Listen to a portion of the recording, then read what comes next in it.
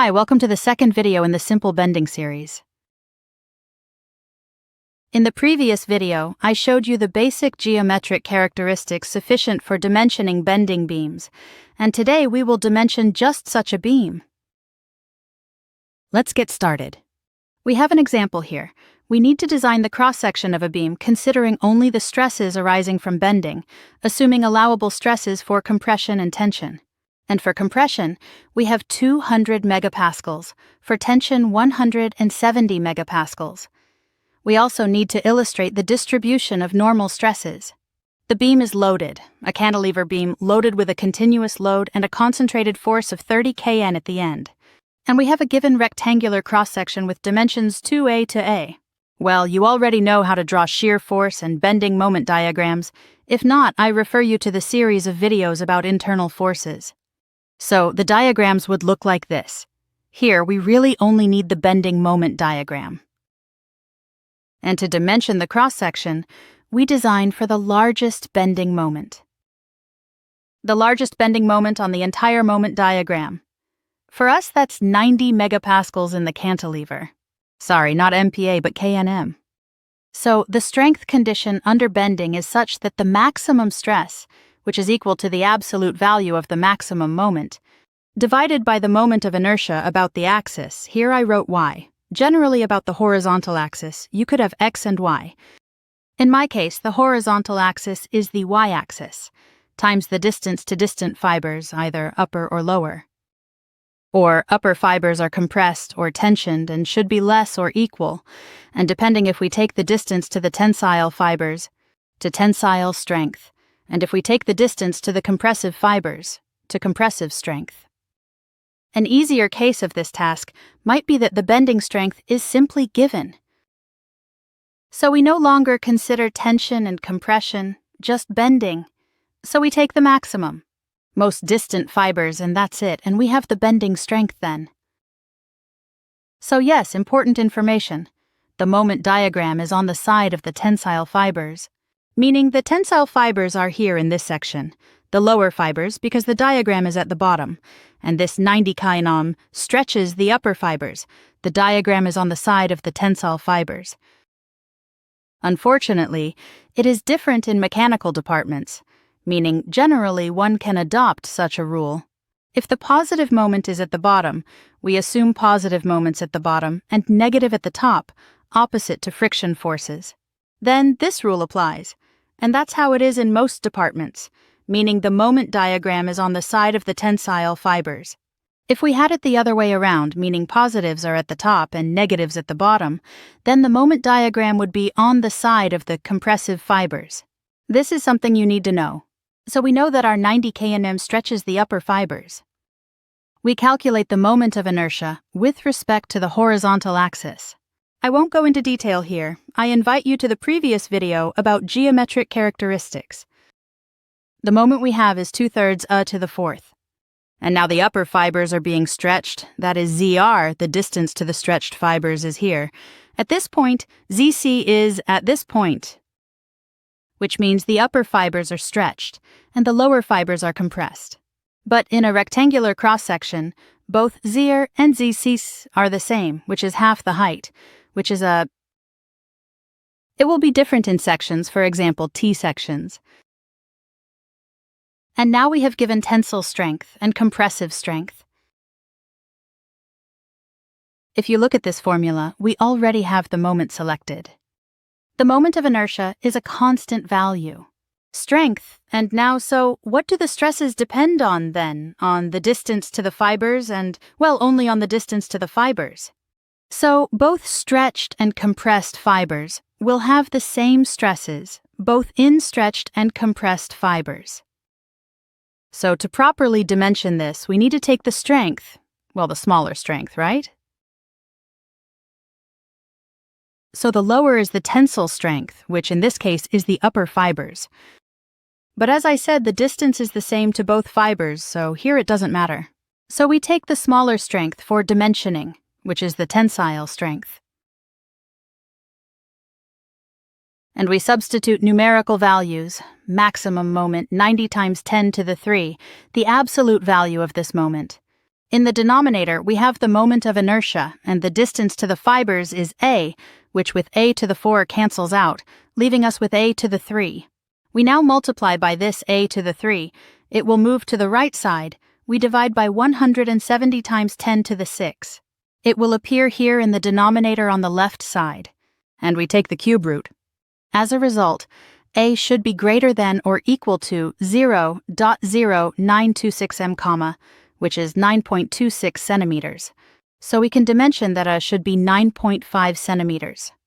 And this might be the end of the task if they only asked us to dimension it, but we will go further. We still need to draw the normal stress diagram. Distribution of normal stresses in the most loaded cross-section. So we have a function of stresses, bending moment over moment of inertia, times distance to distance of the fibers. So as you remember, the centroid is marked in the rectangle, which means the z-axis was the vertical axis.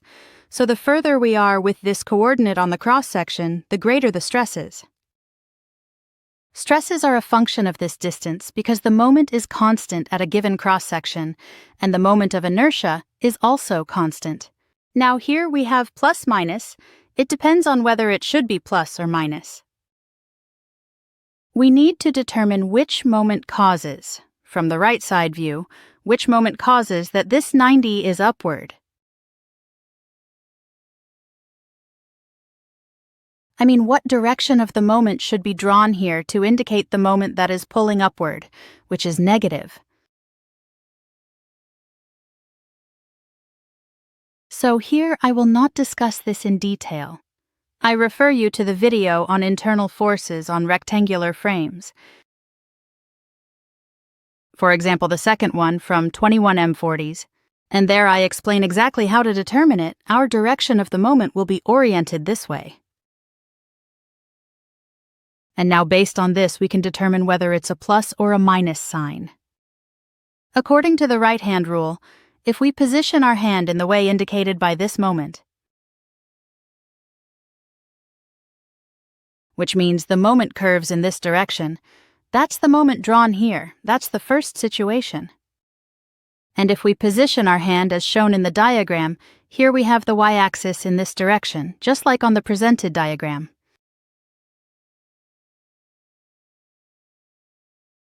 The thumb shows that the direction of the moment is consistent with the direction of the y-axis, so we can mark this on the cross-section. The direction of the moment is marked with 2 arrows consistent with the direction of the y-axis, so in this formula, it will be a plus. If the moment had the opposite sign, meaning it was oriented this way, being counterclockwise, we would position our hand, and the thumb would show that the direction of the moment should be opposite to the direction of the y-axis.